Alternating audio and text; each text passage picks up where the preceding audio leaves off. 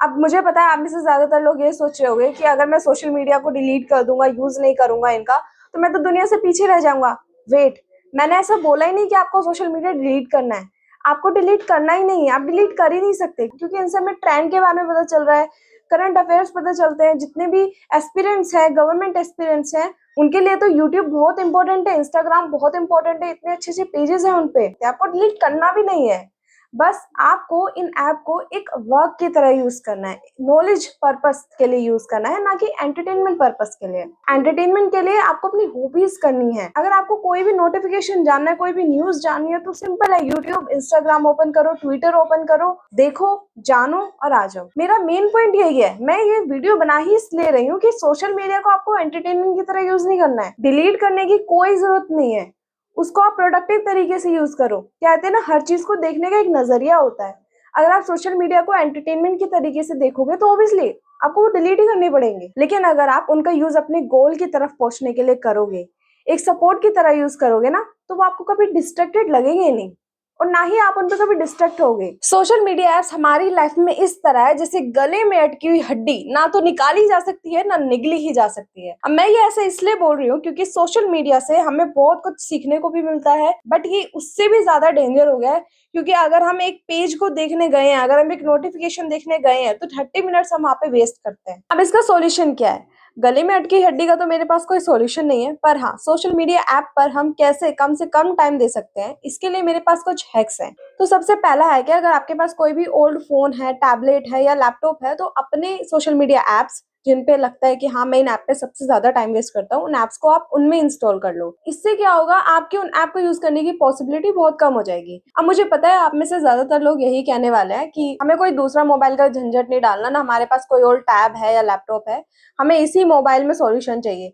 तो उसके लिए आपको क्या करना है, अपने ऐप्स को डिलीट कर दो और वेबसाइट का यूज करो। फॉर एग्जांपल, मुझे अगर इंस्टाग्राम का यूज करना है तो मैं इंस्टाग्राम की वेबसाइट पे जाऊंगी, ऐप का यूज नहीं करूंगी।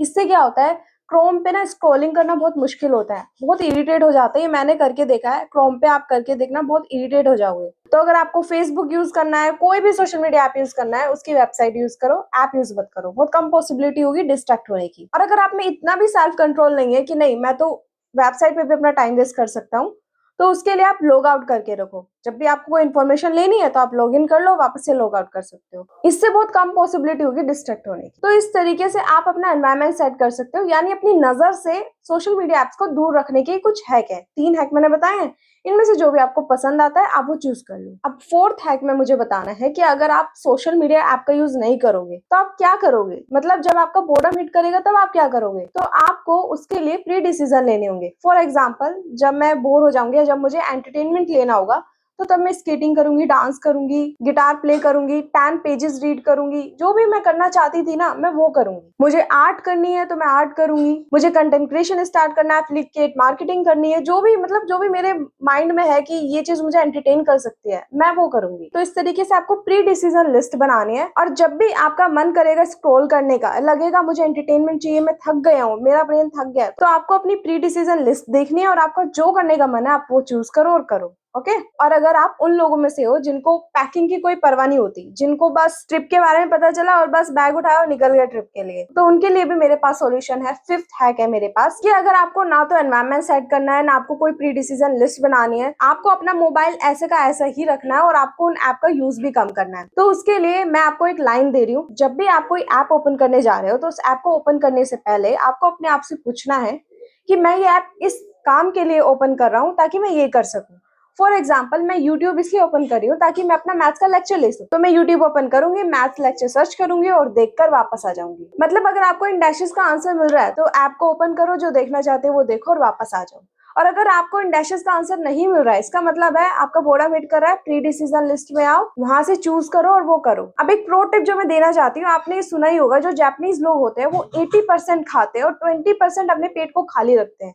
सिमिलरली आपको भी अपने ब्रेन को खाली रखना है। 30% अपने ब्रेन को खाली रखो, 70% उसमें आप कंटेंट या कोई भी नॉलेज कंज्यूम करो। अगर थोड़ी सी नॉइज आ रही है तो एडजस्ट कर लेना प्लीज। ये बिल्कुल वैसा है जैसे आपने एक मिक्सी जार को कंप्लीट भर दिया और आप चाहते हो वो चले, कैसे चलेगी?